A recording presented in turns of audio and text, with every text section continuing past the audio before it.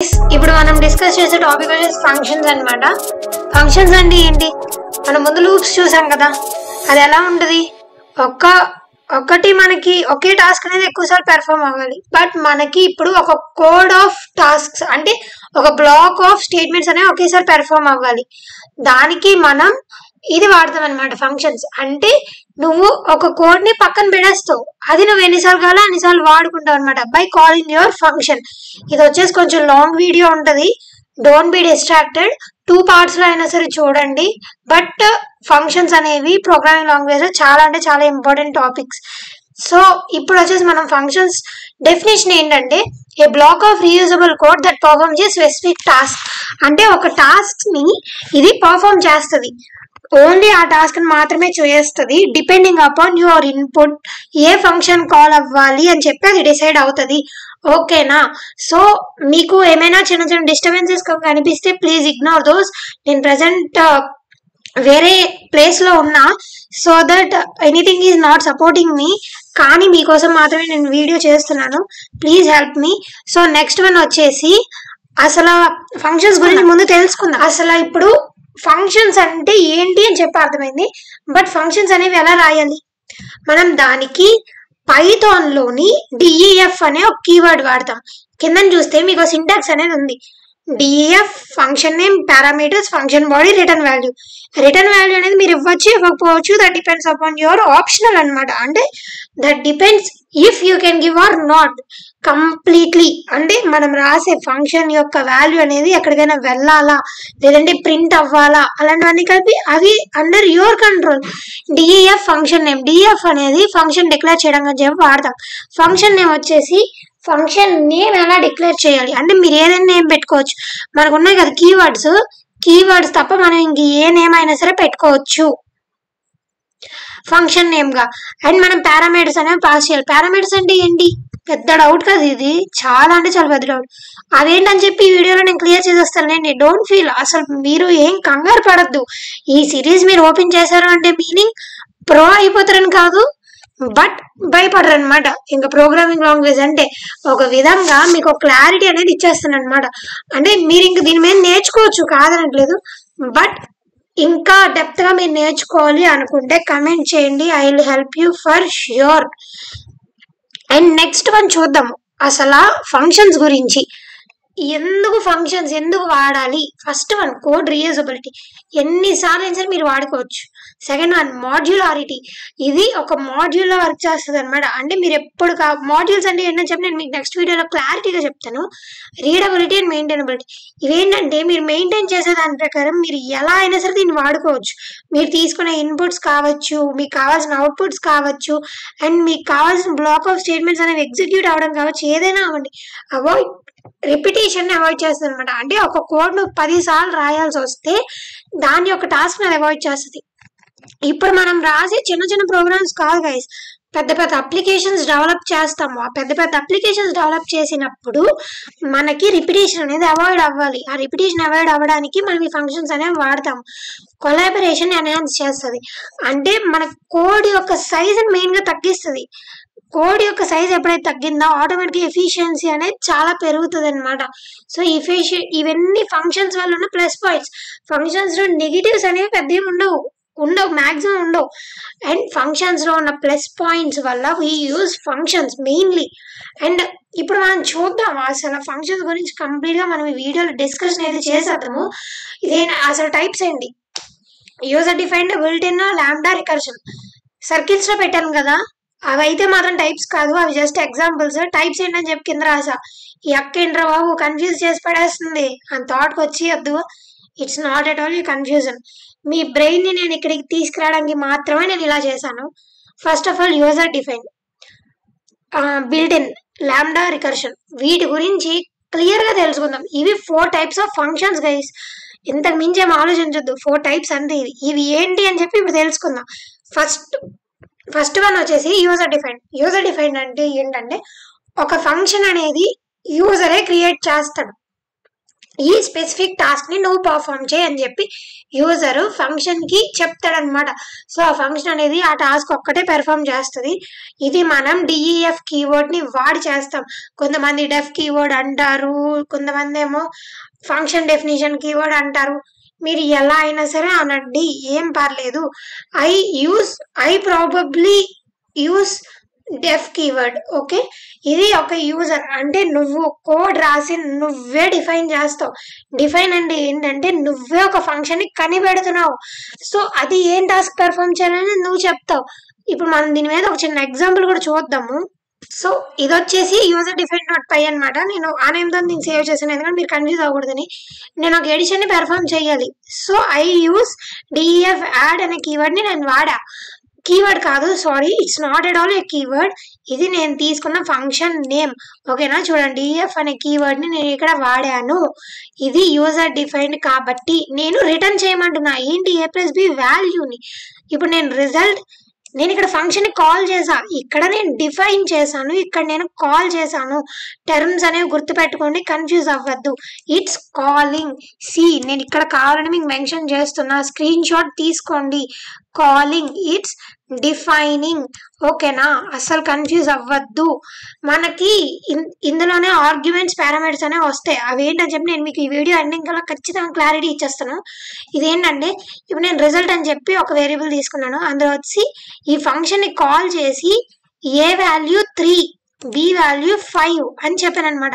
ఇప్పుడు నేను రిజల్ట్ ని ప్రింట్ చేయమన్నా. ఇప్పుడు ఇది ఏం చేస్తుంది అంటే ఈ 3, 5 అనేది ఇక్కడికి వెళ్తుంది అనమాట. అంటే ఈ ఫంక్షన్ నేమ్ ఎక్కడ ఉందో అక్కడికి వెళ్తుంది. అందులో ఆపరేషన్ ఏంటి, a+b పెర్ఫామ్ చేసి అది రిటర్న్ చేయాలి. సో ఇది ఇక్కడ పెర్ఫామ్ అవుతుంది. ఓకేనా, అసలు ఇక్కడ పెర్ఫామ్ అయినా మాకు ఏం రావాలి చెప్పండి, 8 రావాలి కదా. వస్తుందో లేదో చూద్దాం. మనకి వచ్చింది 8. అండ్ ఇది మనకి యూజర్ డిఫైన్ ఫంక్షన్ అనమాట. ఇప్పుడు నెక్స్ట్ చూద్దాము. నెక్స్ట్ ఫంక్షన్ వచ్చేసి మన నెక్స్ట్ టాపిక్ వచ్చేసి యూజర్ డిఫైన్ అయిపోయింది కదా, మీకు క్లారిటీ అనేది వచ్చింది కదా. ఇప్పుడు మన నెక్స్ట్ టాపిక్ లోకి వెళ్దాము. ఇదేంటంటే ఇప్పుడు బుల్టిన్ ఫంక్షన్స్ అంటే ఆల్రెడీ పైథాన్ లో కొన్ని ఫంక్షన్స్ అనేవి ఉంటాయి. లైక్ మాక్సిమం ఎంత నెంబర్, మనకి ఆల్రెడీ సి కనుక జరిగి ఉంటే మనకు అర్థమవుతుంది అనమాట. ఒక ఫర్ లూప్ లో నుంచి ఒక 20 వాల్యూస్ బట్టి నేను తీసుకొని అందులో నుంచి హైయెస్ట్ నెంబర్ కానీ తీయాలంటే అది ఎంత పెద్ద ప్రాసెస్ అని. బట్ పైథాన్ లో సింగిల్ కీవర్డ్ మ్యాక్స్, అది ఒక ఫంక్షన్ అనమాట, ప్రీ డిఫైన్డ్ ఫంక్షన్. ఇప్పుడు అవి ఎలా వాడతామని చెప్పి నేను చిన్న కోడ్ తో నేను మీకు చూపిస్తాను, చూడండి. సో ఫస్ట్ వన్ వచ్చేసి బుల్టిన్ ఫంక్షన్ len అనే కీవర్డ్ ని వాడుతున్నాను. ఇదేంటంటే నా లిస్ట్ యొక్క లెంత్ అని చెప్తుంది అనమాట. అంటే చూడండి, ఫర్ ఎగ్జాంపుల్ నా లిస్ట్ 5 ఉంది. నార్మల్ ప్రొసీజర్ అయితే ఫర్ లూప్ ఒకటి రన్ చేసి కౌంట్ ఇంక్రిమెంట్ చేసి టోటల్ కౌంట్ ఎంతో ప్రింట్ చేయాలి. బట్ ఇక్కడ నేను len అనే కీవర్డ్ వాడేస్తున్నాను. ఇదేం చేస్తుంది నా లిస్ట్ యొక్క లెంత్ ఎంత అంటే ఎన్ని వాల్యూస్ ఉన్నాయని చెప్పి ప్రింట్ చేస్తుంది. సో అవుట్పుట్ ని ఎక్కువ పట్టించుకోవద్దు, బికాస్ ఇక్కడ 2 కోడ్స్ ఉన్నాయి. So this is our output. ఇక్కడ ఏంటంటే లెంత్ ఎంత అని చెప్పి చెప్పింది. సెకండ్ వన్ ఏంటంటే చూడండి, నేను ఈ లిస్ట్ తీసుకున్నా, మ్యాక్స్ అనే ఒక కీవర్డ్ ని తీసుకున్నాను. సారీ, కీవర్డ్ కాదు, ఇది ఒక ఫంక్షన్ అనమాట, already pre defined function. li అనే కీవర్డ్ లో సేవ్ చేశాను కాబట్టి li ఆఫ్ మ్యాక్స్ అని చెప్పి పెట్టా. ఇదంతా కలిపి నేను s అనే వేరియబుల్ లో స్టోర్ చేసా. So I took s print s. So నేను ఇలా ప్రింట్ చేశాను కాబట్టి దీనికి వచ్చే ఆన్సర్ అనేది ఇందులో నుంచి హైయెస్ట్ వాల్యూ అనమాట, అంటే 8 అనే వాల్యూ అనేది ప్రింట్ అయింది. అండ్ ఇది మనకి బుల్టిన్ ఫంక్షన్స్. దీని గురించి ఇంకా మీరు డెప్త్ గా తెలుసుకోవాలనుకుంటే మీరు నెక్స్ట్ వి రాస్తుండండి, మీకు తెలుస్తుంది. సో ఇప్పుడు టాపిక్ వచ్చి లాంబ్డా ఫంక్షన్స్ అనమాట. ఇవి నేమ్లెస్, అనానిమస్ గా ఉంటాయి. ఇవి లాంబ్డా అనే కీవర్డ్ ని వాడి డిఫైన్ చేస్తాం అనమాట. ఇవి మల్టిపుల్ ఆర్గ్యుమెంట్స్ ని ఒకే ఎక్స్ప్రెషన్ లోకి తీసుకోగలవు. వచ్చేసి లాంబ్డా ఫంక్షన్స్ అనమాట. అంటే ఏంటి, ఇది ఒక నేమ్లెస్ అంటే ఒక అనానిమస్ ఫంక్షన్ అనమాట. పేరు ఉండదు, ఏముండదు, అంటే విడిగా మీరు పేరు అనేది ఇవ్వవసరం లేదు. లాంబ్డా అనే కీవర్డ్ తో మనం దీన్ని డిఫైన్ చేస్తాము. మల్టిపుల్ ఆర్గ్యుమెంట్స్ ని ఒకే ఎక్స్ప్రెషన్ అంటే ఒకటే ఎక్స్ప్రెషన్ ఉంటుంది, కానీ ఆర్గ్యుమెంట్స్ మాత్రం ఎన్నైనా ఉండొచ్చు. ఆర్గ్యుమెంట్స్ అంటే ఏంటి, ఇదో పెద్ద క్వశ్చన్ అయిపోయింది కదండి మనకి. మనకి టైప్స్ ఆఫ్ ఫంక్షన్స్ అయిపోగానే ఆర్గ్యుమెంట్స్ అంటే ఏంటని చెప్పి చూసేద్దాం. సో మనకి ఒక రకమైన క్లారిటీ అనేది వచ్చేస్తుంది అనమాట. ప్రెసెంట్ అయితే ఆర్గ్యుమెంట్స్ అని చెప్పి గుర్తుపెట్టుకోండి. ఇప్పుడు నేను మీకు ఆర్గ్యుమెంట్స్ అంటే ఏంటో చెప్పి సింపుల్ గా చెప్పియచ్చు, బట్ తర్వాత మీరు చాలా ఇబ్బందిగా ఫీల్ అవుతారనమాట. సో అందుకే ఓకేనా. సో ఇప్పుడు లాంబ్డా ఫంక్షన్ మీద కూడా మనం ఒక కోడ్ అనేది చూద్దాము. నేను ఏం చేశానంటే లాంబ్డా యాడ్ అనే ఒక వేరియబుల్లో స్టోర్ చేసా. ఏ అండ్ బి అనే 2 వాల్యూస్ తీసుకున్నా, ఏ ప్లస్ బి చేసా. ఇప్పుడు నేను దీన్ని ఇలానే కాల్ చేసుకున్నా. ఓకేనా? సింపుల్గా సింటాక్స్ గుర్తుపెట్టుకోండి. లాంబ్డా అనేది ఒక కీవర్డ్. మనం ఎక్కువ కోడ్ ఏం లేదు, బట్ ఎక్కువ సార్లు వాడాలి. And then we'll use lambda functions. ఈ లాంబ్డా ఫంక్షన్ అనేది మనకి వేరే లాంగ్వేజెస్లో అవైలబిలిటీలో లేదు, అంటే సి ఆర్ C++. సో మనకి పైథాన్లో ఉంది కాబట్టి వీల్ యూజ్ దట్. ఓకేనా? ఇప్పుడు చూడండి 3+1 అనేది 4 అనేది మనకు ప్రింట్ అయింది కదా. ఇలా మనం లాంబ్డా ఫంక్షన్ ని వాడతాం. సో ఇప్పుడు మనం నెక్స్ట్ టాపిక్ లో వెళ్ళిపోదాం. చకచకా కంప్లీట్ చేసేద్దాము. తర్వాత టాపిక్ ఏమనుకుంటున్నారు? రికర్షన్స్ అంటే ఏంటంటే ఫస్ట్ ఆఫ్ ఆల్ ఒక ఫంక్షన్ అనేది దాని అంతా అదే కాల్ చేసుకుంటది. అంటే ఇప్పటివరకు మనం ఫంక్షన్ డిఫైన్ చేయాలి, మనం కాల్ చేయాలి. బట్ ఇప్పుడు ఫంక్షన్ అనేది దాని అంతా అదే కాల్ చేసుకుంటది, దాని అంతా అదే ప్రాబ్లం అనేది సాల్వ్ చేసుకుంటది. మనం ఇంకేం చేస్తామంటే మనం ముందు ఫస్ట్ ఎలా కాల్ చేసుకోవాలని చెప్పి రాయాలి కదా, అది మన టాస్క్ అన్నమాట. ఇది పెద్ద పెద్ద ప్రాబ్లమ్స్ అని కూడా సింపుల్ సబ్ ప్రాబ్లమ్స్ గా ఇది డివైడ్ చేసేస్తుంది అనమాట. ఇది ఎలా చేస్తారని చెప్పి ఒక చిన్న ఎగ్జాంపుల్. ఈ ఫ్యాక్టోరియల్ అని చెప్పి నేను ఒక కోడ్ తీసుకుంటున్నాను. ఫస్ట్ ఆఫ్ ఆల్ రికర్షన్ అంటే సెల్ఫ్ కాల్. ఇది మెయిన్. మీరు సెమిస్టర్ లో ఎగ్జామ్ రాసినప్పుడైనా recursion calls the function itself అని చెప్పి రాయండి, మీకు ఖచ్చితంగా మార్క్స్ అనే పడిపోతాయి. అంటే 7 మార్క్స్ కి 5 మార్క్స్ కి ఈ ఒక్క లైన్ మాత్రం రాసేయద్దు. I'm not responsible for that. ఓకేనా? ఓకే, ఇది మెయిన్ కాన్సెప్ట్ అనమాట. ఇంకా మీరు ఎలాగైనా సరే రాసుకోవచ్చు. ఇదే ఎగ్జాంపుల్ మనకి ఇంటర్వ్యూస్ లో కూడా అడుగుతాడు.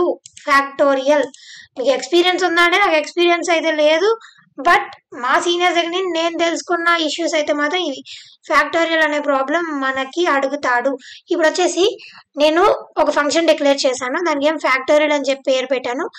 అందులో నేను పాస్ చేసిన పారామీటర్ n అనమాట. దీన్ని పారామీటర్ అంటాం. ఓకేనా? ఇలా కాల్ చేస్తాను చూసారా, ఇది మనకు ఆర్గ్యుమెంట్ అవుతుంది అనమాట. ఇది పారామీటర్.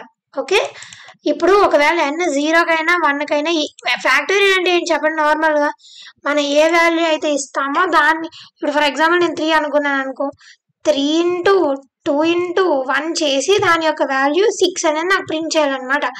ఇది ఫ్యాక్టోరియల్ వర్క్. సో ఇలా చేయాల్సింది. మనం ఇప్పుడు ఏం చేస్తాం, ఇది మనకు కావాల్సింది. సరే 3 ఫ్యాక్టోరియల్కి రాసాము, 10 ఫ్యాక్టోరియల్కి రాసాము, 100 ఫ్యాక్టోరియల్ రాయలేం కదా. సో అది ఓవర్కమ్ చేయడానికి n వాల్యూ 0 అయినా 1 అయినా 1 అనేది రిటర్న్ చేసామంటున్నాం అనమాట. అంటే ఇవి ఒక టెస్ట్ కేస్ అనుకోండి. టెస్ట్ కేస్ అంటే ఏంటంటే మనం రాసే కోడ్ ప్రతి ఒక్క కేసుని సాల్వ్ చేయాలి. అది టెస్ట్ కేసెస్ అంటాం అనమాట. ఒకవేళ అలా కాకపోతే n వాల్యూ ఎంత అయితే అంత, అంటే 3 × n-1 వాల్యూ ఎంత అయితే అంత. ఇప్పుడు n-1 అనే దాంట్లోని మళ్ళీ n-1 అని చెప్పుంది కదా, అంటే మళ్ళీ ఇది ఇక్కడికి వెళ్తుంది కదా. ఇక్కడికి ఫ్యాక్టోరియల్ అనే దాని దగ్గరికి వెళ్ళి మళ్ళీ n-1 వాల్యూ పెట్టి ఎగ్జిక్యూట్ చేసి మళ్ళీ అది స్టోర్ చేస్తుంది. ఇదంతా కలిపి ఎక్కడ స్టోర్ అవుతుంది అనేది నేను మీకు నెక్స్ట్ చెప్పే టాపిక్స్, అది చిన్న సర్ప్రైజ్ అందులో ఉంటదన్నమాట. స్టాక్స్ అని ఒక టాపిక్ ఉంటుంది, అందులోని స్టోర్ అవుతాయి. అప్పుడు కూడా నేను సేమ్ ఎగ్జాంపుల్తో మీకు చెప్తాను. ఐ అష్యూర్ దట్ నేను మర్చిపోకుండా ఖచ్చితంగా మీకు అందులోనే చెప్తా. సో నేను ఇప్పుడు ఆ ఫంక్షన్ ఇక్కడ కాల్ చేస్తా, అంతే. చాలా సింపుల్. ఫస్ట్ టైం చూసినట్టు కొంచెం కష్టం అనిపిస్తుంది, ఒక 2-3 సార్లు చేస్తే సింపుల్ అయిపోద్ది. And so I got answer 120. Obviously 5 factorial is 120.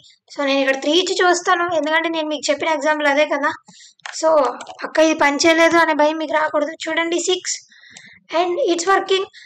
ఇది ఇక్కడతో మన టైప్స్ ఆఫ్ ఫంక్షన్స్ అనేవి అయిపోయింది అనమాట. ఇప్పుడు నెక్స్ట్ మనకి ఆర్గ్యుమెంట్స్ అనేవి ఏ వాల్యూస్ అయితే మనం కాలింగ్ లో పాస్ చేస్తామో వాటిని ఆర్గ్యుమెంట్స్ అంటాము. ఆర్గ్యుమెంట్స్ మీద కూడా మనం ఒక ఎగ్జాంపుల్ అనేది చూద్దాం. దేనికి మనం ఎగ్జాంపుల్ అనేది మనం మిస్ అవుతాం. But first of all let's see what are those types. Okay, first one వచ్చేసి positional, keyword, default, arbitrary and keyword arbitrary. ఇవేంటి ఇన్ని ఉన్నాయి ఇంటర్ బాబు? అక్కడ ముందు ఫంక్షన్ లో టైప్స్ అన్నారు, ఇప్పుడు ఆర్గ్యుమెంట్ లో టైప్స్ అంటారు, తర్వాత ఇంకేమంటారు అనుకోవద్దు. Be clarity. ఒక నోట్స్ పెట్టుకొని, ఒక పెన్ అండ్ పేపర్ పెట్టుకొని మెయింటైన్ చేయండి, సో దట్ మీ క్లారిటీ అనేది వస్తుంది ప్లీజ్. ఇప్పుడు మన టైప్స్ ఆఫ్ ఆర్గ్యుమెంట్స్ మీద మనం ముందు ఎగ్జాంపుల్స్ అయితే చూద్దాము. ఆర్బిటరీ ఎందుకు ఫస్ట్ చెప్తున్నా అంటే, వెయిట్ వద్దు, నేను మిమ్మల్ని కన్ఫ్యూజ్ చేయాలనుకోవట్లేదు, పొజిషనల్ ఫస్ట్ చెప్తాను. ఇవేంటంటే నేను ఇక్కడ గ్రీట్ అని చెప్పి ఒక కీవర్డ్ డిఫైన్ చేశాను. నేమ్ అని ఒక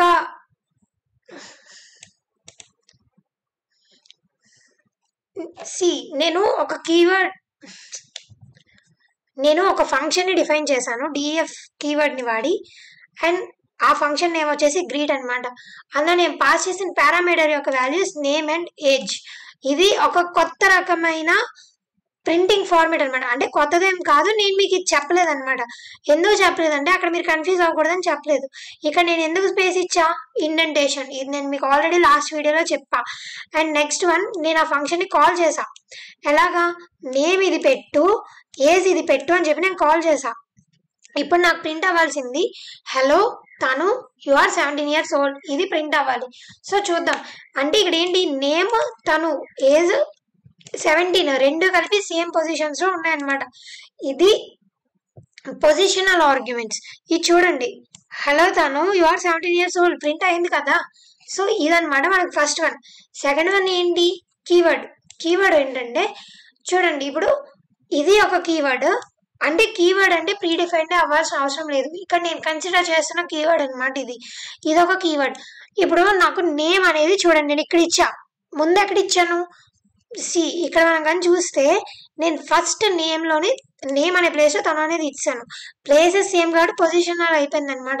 ఇక నేను ఏం చేస్తా అంటే నేమ్ అనే ఒక వేరియబుల్ లోకి తను అనే ఒక కీవర్డ్ ని నేను ఇస్తున్నా. అంటే కీవర్డ్ కాదు, వాల్యూ. ఒక వాల్యూని నేమ్ అనే కీవర్డ్ లోకి ఇస్తున్నా. ఇప్పుడు ఏజ్ అనే కీవర్డ్ లోకి 17 అనే వాల్యూని ఇస్తున్నా.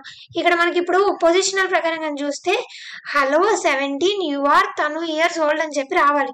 బట్ ఇక్కడ ఏమొస్తుంది, ఇక్కడ నేమ్ లో నేను తను అని పెట్టా కాబట్టి hello Tanu you are 17 years old అని చెప్పి వస్తుంది అనమాట. అలా వస్తుందా లేదా ఒకసారి మనం కూడా చెక్ చేద్దాము. మనకి ఎందుకు చెప్పండి డౌట్. చూడండి, hello Tanu you are 17 years old, okay కదా. మీకు ఇక్కడతో క్లారిటీ వచ్చింది కదా రెండింటి గురించి. థర్డ్ వన్ వచ్చేసి డిఫాల్ట్ వచ్చేసి ఏంటంటే ఇప్పుడు నేను 18 అని చెప్పి ఏజ్ ని నేను ముందే స్పెసిఫై చేస్తాను. చూడండి, ఇక్కడ నేను ఏజ్ ని అసలు స్పెసిఫై చేయలేదు. ఇక్కడ తను అని చెప్పి ఇచ్చేసి వదిలేసా. చూడండి లైన్ లో నేను ఇక్కడ ఫంక్షన్ కాల్ చేసినప్పుడు తను అని చెప్పి ఇచ్చేసి వదిలేసా. బట్ ఇక్కడ నాకు 18 అనేది తీసుకుంటుంది. ఎందుకంటే నేను ఇక్కడ డిఫాల్ట్ గా 18 అనే వాల్యూ అనేది ఇచ్చాను కదా. సో ఇక్కడ నాకు 18 అనేది తీసుకుంది. చూడండి, ఇక్కడ 18 అనేది నాకు ఎందుకు తీసుకుందంటే డిఫాల్ట్ వాల్యూ కాబట్టి. ఇప్పుడు ఇక్కడ చూడండి, నేను 17 అని చెప్పి వాల్యూ స్పెసిఫై చేశాను కాబట్టి నాకు 17 years old అని చెప్పి ఇక్కడ చూపిస్తుంది. లేదంటే చూపించదు కదా. ఇలాగా డిఫాల్ట్ అయిపోయింది. ఇప్పుడు నీకు నేమ్ అండ్ ఏజ్ రెండే పారామీటర్స్ అని చెప్పి తెలుసు కాబట్టి నువ్వు రెండు పార్ట్ డిక్లేర్ చేస్తావు. ఇప్పుడు నీకు ఎన్ని పారామీటర్స్ తెలియదు. సో దెన్ నువ్వేం చేస్తావంటే ఆర్బిటరీ వాడతావు. ఆర్బిటరీ వచ్చేసి స్టార్ తో వాడతావు అనమాట. ఎన్ని పారామీటర్స్ ఇనిషియలైజ్ చేయాలని చెప్పి నీకు క్లారిటీగా తెలియనప్పుడు నువ్వు వీటిని వాడతావు.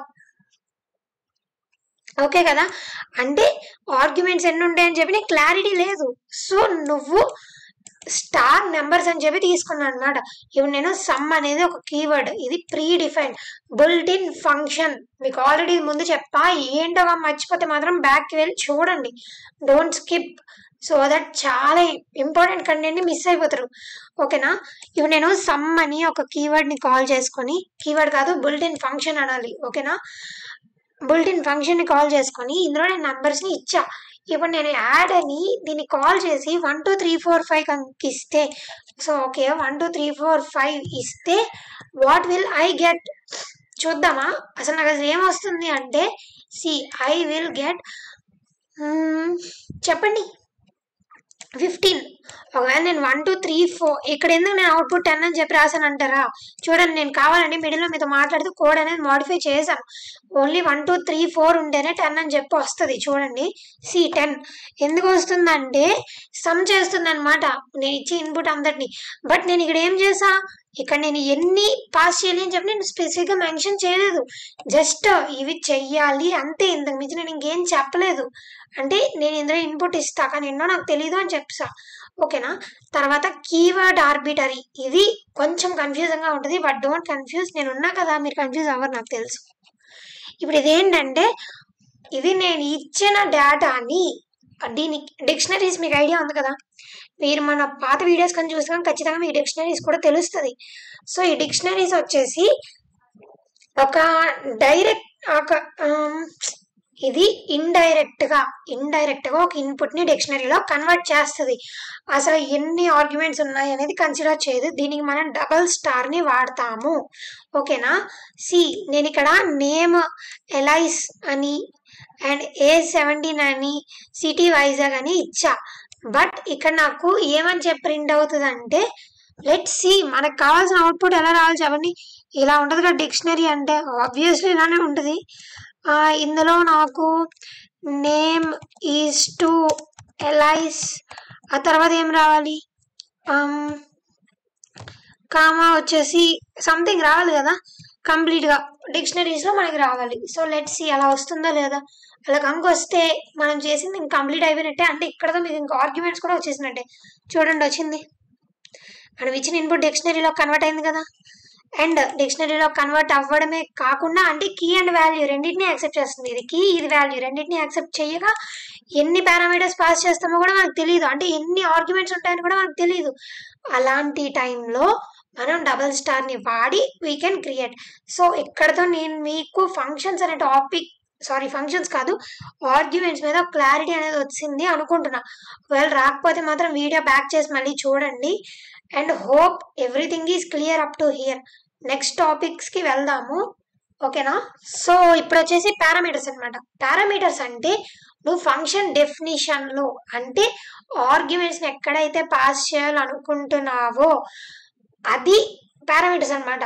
అంటే నువ్వు ఫంక్షన్ డెఫినిషన్ లో రాస్తావు. ఎక్కడంటే డిఈఎఫ్ ఫంక్షన్ నేమ్ బ్రాకెట్స్ లో నువ్వు పారామీటర్స్ ని మెన్షన్ చేస్తావు. ఆల్రెడీ ఇప్పుడు మనం డిస్కస్ చేసాం కదా టైప్ ఆఫ్ ఆర్గ్యుమెంట్స్, సేమ్ అలానే పారామీటర్స్ కూడా. ఓకేనా? దీని మీద నేను విడిగా మీకు ఎగ్జాంపుల్ ఏం చెప్పక్కర్లేదు, ఎందుకంటే ఇప్పటివరకు చెప్పిన ప్రతి ఎగ్జాంపుల్ కూడా మనకి కండిషన్ అనేది సాటిస్ఫై చేస్తుంది. ఇప్పుడు వచ్చే స్కోప్ అంటే ఏంటంటే నువ్వు ఒక ప్రోగ్రామింగ్ ని అంటే నీకు వేరియబుల్ ఉంది, ఆ వేరియబుల్ యొక్క లిమిట్ ఏంటి, లిమిట్ అంటే ఏ స్కోప్ వరకు అది పనిచేస్తుంది. అది ఎలా నీకు తెలుస్తుంది అంటే నువ్వు కోడ్ రాసే దాన్ని బట్టి మాత్రమే నీకు తెలుస్తుంది. అంటే నువ్వు గ్లోబల్ గా డిక్లేర్ చేసావా లేదంటే నీ స్కోప్ లో నువ్వు డిక్లేర్ చేసుకున్నావా, అంటే ఒక బ్లాక్ ఆఫ్ స్కోప్ కి డిక్లేర్ చేసావా అని చెప్పి నీకు తెలుస్తుంది అనమాట. ఇది స్కోప్ అంటే. ఇప్పుడు మనం అసలు స్కోప్ లో ఏం టైప్స్ ఉన్నాయి ఇవన్నీ చూద్దాం. ఏంటంటే స్కోప్ లోనే types local, global, enclose, built-in. Local scope, global scope అంటే మనకి నార్మల్ గా అర్థమైపోతుంది. ఎన్క్లోజ్ స్కోప్, బిల్ట్-ఇన్ స్కోప్ అంటే ఇది నేను మీకు కొంచెం క్లారిటీగా ఎక్స్ప్లెయిన్ చేస్తాను. సో ప్లీజ్ మీరు ఫస్ట్ ఆఫ్ ఆల్ కన్ఫ్యూజ్ అవ్వద్దు. వీడియో 2 to 3 times అయినా సరే చూడండి, లేదంటే 2 to 3 parts గా అయినా సరే చూడండి. బట్ నేను మీకు పైథాన్ నేర్పించాలని ఇంటెన్షన్ తో మాత్రమే వచ్చా. కంప్లీట్ ఇన్ డెప్త్ కాదు, జస్ట్ మీరు ఎంతవరకు నేర్చుకుంటే ఇట్ వర్క్స్ యూ, అంటే మీరు మీ సెల్ఫ్ గా కూడా ఎలా అయితే మీరు ప్రాక్టీస్ చేయగలరో అంతవరకు మాత్రమే నేను చెప్తాను. స్కోప్ తీసుకున్నాను. లోకల్ స్కోప్ వచ్చేసి నేను ఒక ఫంక్షన్ డిక్లేర్ చేశాను. అదేంటంటే ఈ ఫంక్షన్ నుండి నేను x అనే వాల్యూ తీసుకున్నా. ఎంతని తీసుకున్నా, x = 10 అని చెప్పి తీసుకున్నా. ఇప్పుడు నేను ఇక్కడ x వాల్యూని ప్రింట్ చేశాను. ఇది లోకల్ వేరియబుల్. ఎలా తెలుస్తుంది మీకు లోకల్ వేరియబుల్ అని అంటే, చూడండి నేను ఇక్కడ మై ఫంక్షన్ కాల్ చేసా. ఆబ్వియస్లీ నాకు x వాల్యూ అనేది ప్రింట్ అయిపోవాలి. చూద్దాం నాకు ప్రింట్ అవుతుందో లేదో. we got x value. Okay, first of all నేనైతే లోకల్ స్కోప్ ని కన్సిడర్ చేస్తున్నాను. అంటే లోకల్ గా నేను వేరియబుల్ డిక్లేర్ చేస్తున్నాను అనమాట. x వాల్యూ 10 అని చెప్పి నేను ఇక్కడ డిక్లేర్ చేసా. నేను ఆ వాల్యూని ప్రింట్ చేయమన్నా అండ్ నేను ఇక్కడ ఆ ఫంక్షన్ ని కాల్ చేసా. ఆ ఫంక్షన్ పేరేంటి, మై ఫంక్షన్. సో ఇది యూజర్ డిఫైన్ ఫంక్షన్ అనమాట. నేను ఈ ఫంక్షన్ కాల్ చేసా కదా, నాకు ఇక్కడ 10 అనే వాల్యూ రావాలి, ఎందుకంటే నేను ఇక్కడ ఫంక్షన్ కాల్ చేసా. అది ఇప్పుడు నేను ఈ ఫంక్షన్ లో రాసిన x వాల్యూ నేను ఇప్పుడు ఇక్కడ ప్రింట్ చేద్దాం అనుకుంటున్నాను. నార్మల్ గా అయితే అందరు చెప్పేది ఏం చెప్పండి, ఖచ్చితంగా మనకి ఇక్కడ x వాల్యూ అనేది రావాలి. కానీ అది రాదు. ఎందుకంటే చూడండి x అనేది నాట్ డిఫైన్డ్. ఎందుకు డిఫైన్ కాదే, నేను ఇది లోకల్ గా ఓన్లీ ఫర్ దిస్ ఫంక్షన్ అని చెప్పి డిఫైన్ చేశాను, అంతేకాని నేను ఇక్కడ డిఫైన్ చెయ్యలేదు. ఓకేనా? అందుకని చెప్పి మనకి ఇక్కడ రాదనమాట. సో అందుకని చెప్పి మనకి ఇక్కడ ఎర్రర్ అనేది చూపిస్తుంది. ఇది మనకున్న లోకల్ స్కోప్. ఇప్పుడు మనం వచ్చి నెక్స్ట్ ఏం నేర్చుకుందాం, గ్లోబల్ స్కోప్. సో ఇది వచ్చేసి మన గ్లోబల్ స్కోప్ అనమాట. ఇందులో ఏంటంటే నేను గ్లోబల్ గా z = 30 అని చెప్పి వాల్యూని డిక్లేర్ చేశాను. తర్వాత మై ఫంక్షన్ అని చెప్పి ఫంక్షన్ కన్సిడర్ చేశాను. అందులోని జెడ్ వాల్యూని ప్రింట్ చేయమన్నా, జస్ట్ నార్మల్గా ప్రింట్ చేయమన్నాను అంతే. నేను ఇక్కడ ఒకసారి ఫంక్షన్ని కాల్ చేశాను అండ్ జెడ్ని మళ్ళీ ప్రింట్ చేశాను అనమాట. నార్మల్గా జెడ్ని కానీ ప్రింట్ చేస్తే మన లోకల్ స్కోప్లోని ప్రింట్ అవ్వదు, కానీ ఇక్కడ గ్లోబల్ స్కోప్ కాబట్టి అది ప్రింట్ అవుతుంది, ఎందుకంటే మనం అది గ్లోబల్గా డిక్లేర్ చేస్తాం కాబట్టి. ఓకేనా, మనం గ్లోబల్గా అయితే ఇలానే చేయొచ్చు, లేదంటే గ్లోబల్కి మనం ఒక కీవర్డ్ కూడా ఉంది, అది చూపిస్తాను చూడండి నేను మీకు. ఫస్ట్ ఆఫ్ ఆల్ అయితే ఇది కమెంట్ చేస్తాను, లేదంటే మరి మీరు కన్ఫ్యూజ్ అయిపోతారు. మేము ఒక కీవర్డ్ని కన్సిడర్ చేస్తున్నాం, అదేంటంటే గ్లోబల్ అనమాట. కీవర్డ్ నేమ్ అదేంటంటే సి. ఏ వాల్యూ 5కి ఇనిషియలైజ్ చేసా ఫస్ట్, తర్వాత ఏని గ్లోబల్లో పెట్టమని చెప్పాను. ఏ వాల్యూ 10 ఫంక్షన్లో మాత్రమే. ఇప్పుడు నేను ఇక్కడ అప్డేట్ని కాల్ చేశాను అనమాట, అంటే ఏ వాల్యూని అప్డేట్ చేసి కాల్ చేశాను. ఇప్పుడు నేను ఏ ప్రింట్ చేస్తే గ్లోబల్ స్కోప్లో డిక్లేర్ చేసింది ప్రింట్ చేస్తుందా, లేదంటే గ్లోబల్ అని కీవర్డ్ ఇచ్చింది ప్రింట్ చేస్తుందా చూద్దాం. చూడండి ఏం ప్రింట్ అయింది, గ్లోబల్ అని ఎక్కడైతే కీవర్డ్ ఇచ్చానో అది ప్రింట్ అవుతుంది. అంటే మీకు ఏం అర్థం అవ్వాలి, ప్రయారిటీ ఆర్డర్ కానీ చూస్తే గ్లోబల్ అని కీవర్డ్ ఎక్కడైతే ఉందో అది ఫస్ట్ ప్రియారిటీ, సెకండ్ ప్రియారిటీ వచ్చేసి గ్లోబల్గా డిక్లేర్ అయిన వేరియబుల్, థర్డ్ ప్రియారిటీ వచ్చేసి లోకల్ వేరియబుల్ అనమాట. ఓకేనా, నాకు తెలిసినంత వరకు ఇక్కడ వరకు మీకు క్లారిటీ అనేది వచ్చింది. తర్వాత చూడండి ఆల్రెడీ నేను మీకు చెప్పా, ఓకే, ఇవి ఏ స్కోప్లో అయినా సరే మనం వాడుకోవచ్చు అనమాట. ఓకే కదా, ఇది మీ క్లారిటీ వచ్చింది కదా. Next enclose. ఎన్క్లోజ్ వచ్చేసి నేను y అనే వాల్యూ అవుటర్కి ఎన్క్లోజ్ చేస్తాను అండ్ నేను ఇక్కడ y అనే వాల్యూని తీసుకోగలనా లేదా, ఇది నేను మీకు ఇస్తున్న క్వశ్చన్. ఒక 20 సెకండ్స్ పాటు ఆలోచించి చెప్పండి.